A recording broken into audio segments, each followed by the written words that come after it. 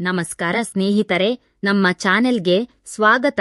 ನಾನು 21 ವರ್ಷದ ಯುವತಿ ಅನನ್ಯ, ಬಿಎಸ್ಸಿ ರಸಾಯನಶಾಸ್ತ್ರದ ಅಂತಿಮ ವರ್ಷದ ವಿದ್ಯಾರ್ಥಿನಿ.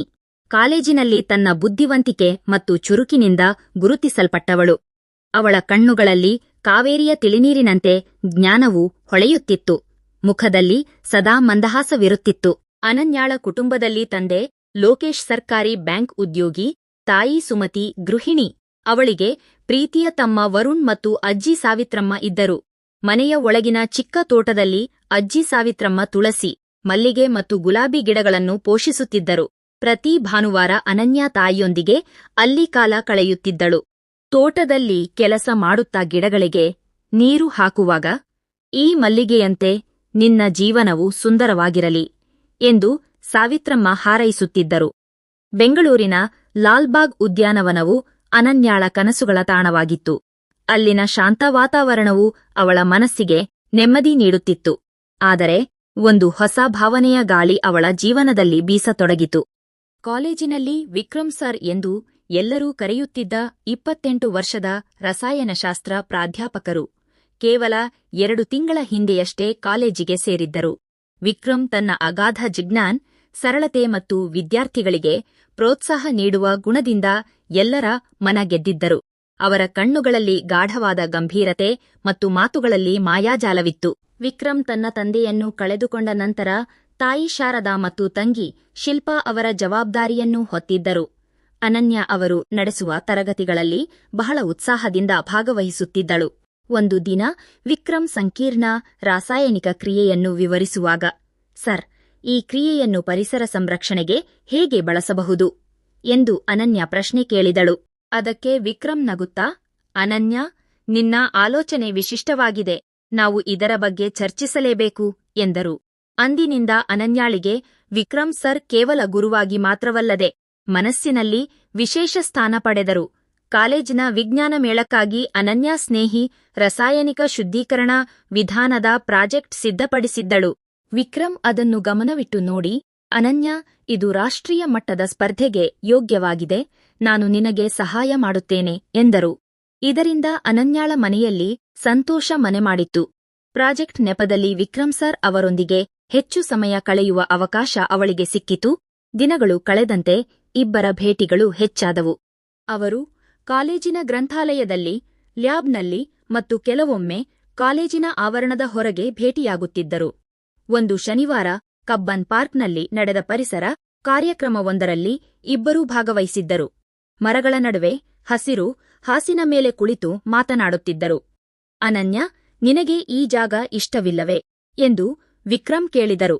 ಸರ್, ಇಲ್ಲಿನ ಶಾಂತಿ ಮತ್ತು ಪ್ರಕೃತಿಯ ಸ್ಪರ್ಶ ನನ್ನನ್ನು ಕನಸಿನ ಲೋಕಕ್ಕೆ ಕರೆದೊಯ್ಯುತ್ತದೆ ಎಂದು ಅವಳು ಉತ್ತರಿಸಿದಳು. ಕಾಲ ಕಳೆದಂತೆ ಅನನ್ಯಾಳಿಗೆ ವಿಕ್ರಮ್ ಸರ್ ಮೇಲಿದ್ದ ಗೌರವವು ಆಕರ್ಷಣೆಯಾಗಿ ಬದಲಾಯಿತು. ವಿಕ್ರಮ್ ಅವರಿಗೂ ಅನನ್ಯಾಳ ಸರಳತೆ, ಬುದ್ಧಿವಂತಿಕೆ ಮತ್ತು ಕಾಳಜಿಯ ಮೇಲೆ ವಿಶೇಷವಾದ ಭಾವನೆ ಮೂಡಲಾರಂಭಿಸಿತು. ಒಂದು ಮಳೆಯ ಸಂಜೆ ಕಾಲೇಜು ಮುಗಿದ ನಂತರ ಇಬ್ಬರೂ ಲಾಲ್ಬಾಗ್ ಕಡೆಗೆ ಹೊರಟಿದ್ದರು. ಮಳೆಯ ಹನಿಗಳ ಶಬ್ದ ಮತ್ತು ತಂಗಾಳಿಯ ಸ್ಪರ್ಶವು ಒಂದು ಮಾಯಾಜಾಲದ ವಾತಾವರಣವನ್ನು ಸೃಷ್ಟಿಸಿತ್ತು. ಸರ್, ನೀವು ಯಾವಾಗಲೂ ಯಾಕೆ ಇಷ್ಟು ಗಂಭೀರವಾಗಿರುತ್ತೀರಾ ಎಂದು ಅನನ್ಯ ಮೆಲ್ಲಗೆ ಕೇಳಿದಳು. ಅದಕ್ಕೆ ವಿಕ್ರಮ್ ನಗುತ್ತಾ ಉತ್ತರಿಸಿದನು, ಅನನ್ಯ, ನಿನ್ನೊಂದಿಗೆ ಇರುವಾಗ ನನಗೆ ಗಂಭೀರವಾಗಿರಲು ಸಾಧ್ಯವಿಲ್ಲ ಎನ್ನುತ್ತಾ ವಿಕ್ರಮ್ ಅವಳ ಕೈ ಹಿಡಿದರು. ನಿನ್ನ ಜೊತೆಗಿನ ಈ ಕ್ಷಣಗಳು ನನಗೆ ತುಂಬಾ ವಿಶೇಷವಾಗಿವೆ ಎಂದರು. ಅನನ್ಯಾಳ ಹೃದಯದಲ್ಲಿ ಸಂತೋಷದ ಅಲೆ ಎದ್ದಿತು. ಏಕಾಂತದಲ್ಲಿ ಅವರು ತಮ್ಮ ಭಾವನೆಗಳನ್ನು ಹಂಚಿಕೊಂಡರು. ಆ ಕ್ಷಣವು ಇಬ್ಬರಿಗೂ ಮರೆಯಲಾಗದ ಅನುಭವವಾಗಿ ಉಳಿಯಿತು. ಮನೆಯಲ್ಲಿ ಅಜ್ಜಿ ಸಾವಿತ್ರಮ್ಮ ಮದುವೆಯ ಬಗ್ಗೆ ಮಾತನಾಡುತ್ತಿದ್ದರು. ತಾಯಿ ಸುಮತಿ, ನಿನ್ನ ಭವಿಷ್ಯವೇ ಮುಖ್ಯ, ಓದಿನಲ್ಲಿ ಗಮನ ಕೊಡು ಎಂದು ಎಚ್ಚರಿಸುತ್ತಿದ್ದರು. ಆದರೆ ಅನನ್ಯಾಳ ಮನಸ್ಸು ವಿಕ್ರಮ್ ಸರ್ ಕಡೆಯೇ ಇತ್ತು. ಇತ್ತ ವಿಕ್ರಮ್ ಮನೆಯಲ್ಲಿ ತಾಯಿ ಶಾರದಾ, ನಿನಗೆ 28 ವರ್ಷವಾಯಿತು, ಈಗಲಾದರೂ ಮದುವೆಯಾಗು ಎಂದು ಒತ್ತಾಯಿಸುತ್ತಿದ್ದರು. ಅಷ್ಟರಲ್ಲೇ ಕಾಲೇಜಿನಲ್ಲಿ ಅನನ್ಯ ಮತ್ತು ವಿಕ್ರಮ್ ಸರ್ ನಡುವಿನ ಆಪ್ತತೆಯ ಬಗ್ಗೆ ಗಾಸಿಪ್ಗಳು ಶುರುವಾದವು. ವಿಷಯ ತಿಳಿದಾಗ ಅನನ್ಯ ಭಯಭೀತಳಾದಳು. ಪರಿಸ್ಥಿತಿ ವಿಪರೀತಕ್ಕೆ ಹೋಯಿತು. ಕಾಲೇಜಿನ ಆಡಳಿತ ಮಂಡಳಿಯಿಂದ ವಿಕ್ರಮ್ಗೆ ಎಚ್ಚರಿಕೆ ಬಂತು. ವಿದ್ಯಾರ್ಥಿಗಳೊಂದಿಗೆ ವೈಯಕ್ತಿಕ ಸಂಬಂಧ ಇಟ್ಟುಕೊಳ್ಳಬೇಡಿ. ಎಂದು ಆಡಳಿತ ಮಂಡಳಿಯು ಕಠಿಣವಾಗಿ ಸೂಚಿಸಿತು. ಅನನ್ಯಾಳ ಮನೆಯಲ್ಲಿ ತಮ್ಮ ವರುಣ್ ಅವಳ ಫೋನ್ನಲ್ಲಿದ್ದ ವಿಕ್ರಮ್ ಸರ್ ಸಂದೇಶಗಳನ್ನು ಕಂಡು ತಾಯಿಗೆ ತಿಳಿಸಿದನು. ತಾಯಿ ಸುಮತಿ ಕೋಪದಿಂದ, ಇದೇನು, ಶಿಕ್ಷಕನೊಂದಿಗೆ ಸಂಬಂಧವೇ? ಇದು ನಮ್ಮ ಕುಟುಂಬಕ್ಕೆ ಅವಮಾನ ಎಂದು ಗದರಿಸಿದರು. ತಂದೆ ಲೋಕೇಶ್ ದುಃಖದಿಂದ, ನಾನು ನಿನ್ನನ್ನು ಬಹಳ ಗೌರವದಿಂದ ಕಂಡಿದ್ದೆ ಅನನ್ಯ ಎಂದು ಬೇಸರ ವ್ಯಕ್ತಪಡಿಸಿದರು. ವಿಕ್ರಮ್ ಮನೆಯಲ್ಲೂ ಇದೇ ಪರಿಸ್ಥಿತಿ ಎದುರಾಯಿತು. ಅವರಿಗೆ ತನ್ನ ಕೆಲಸ ಮತ್ತು ಭವಿಷ್ಯದ ಬಗ್ಗೆ ಆತಂಕ ಶುರುವಾಯಿತು. ಒಂದು ರಾತ್ರಿ ಅನನ್ಯ ಮತ್ತು ವಿಕ್ರಮ್ ಕಾಲೇಜಿನ ಸಮೀಪದ ಕೆರೆಯ ತೀರದಲ್ಲಿ ಭೇಟಿಯಾದರು. ಚಂದ್ರನ ಬೆಳಕಿನಲ್ಲಿ ಕೆರೆಯ ನೀರು ಹೊಳೆಯುತ್ತಿತ್ತು. ವಿಕ್ರಮ್ ದುಃಖದಿಂದ, ಅನನ್ಯ, ನಾವು ತಪ್ಪು ಮಾಡುತ್ತಿದ್ದೇವೆ, ಇದನ್ನು ಮುಂದುವರಿಸಲು ಸಾಧ್ಯವಿಲ್ಲ ಎಂದರು. ಅನನ್ಯ ಕಣ್ಣೀರು ಹಾಕುತ್ತಾ, ಸರ್, ನಾನು ನಿಮ್ಮನ್ನು ಪ್ರೀತಿಸುತ್ತಿದ್ದೇನೆ, ಆದರೆ ನನ್ನಿಂದಾಗಿ ಕುಟುಂಬಕ್ಕೆ ನೋವಾಗುತ್ತಿದೆ ಎಂದಳು. ಇಬ್ಬರೂ ತಮ್ಮ ತಪ್ಪನ್ನು ಅರಿತು ಈ ಸಂಬಂಧಕ್ಕೆ ವಿರಾಮ ನೀಡುವ ನಿರ್ಧಾರ ಮಾಡಿದರು.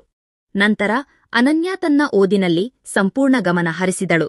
ಆದರೆ ಲಾಲ್ಬಾಗ್ನ ಮರಗಳು ಮತ್ತು ಕಬ್ಬನ್ ಪಾರ್ಕ್ ಅವಳಿಗೆ ನೆನಪಾಗಿ ಕಾಡುತ್ತಿದ್ದವು. ವಿಕ್ರಮ್ ಕಾಲೇಜಿನಿಂದ ವರ್ಗಾವಣೆ ಪಡೆದು ಮೈಸೂರಿಗೆ ತೆರಳಿದರು. ಕಾಲ ಕಳೆದಂತೆ ಅನನ್ಯ ತನ್ನ ಪದವಿಯನ್ನು ಯಶಸ್ವಿಯಾಗಿ ಪೂರ್ಣಗೊಳಿಸಿದಳು. ಒಳ್ಳೆಯ ಉದ್ಯೋಗ ಪಡೆದ ನಂತರ ಮನೆಯವರು ನೋಡಿದ ಸುಗುಣವುಳ್ಳ ಯುವಕನನ್ನು ಮದುವೆಯಾದಳು. ವಿಕ್ರಮ್ ಕೂಡ ಮದುವೆಯಾಗಿ ತನ್ನ ಕುಟುಂಬದೊಂದಿಗೆ ಸಂತೋಷವಾಗಿದ್ದರು.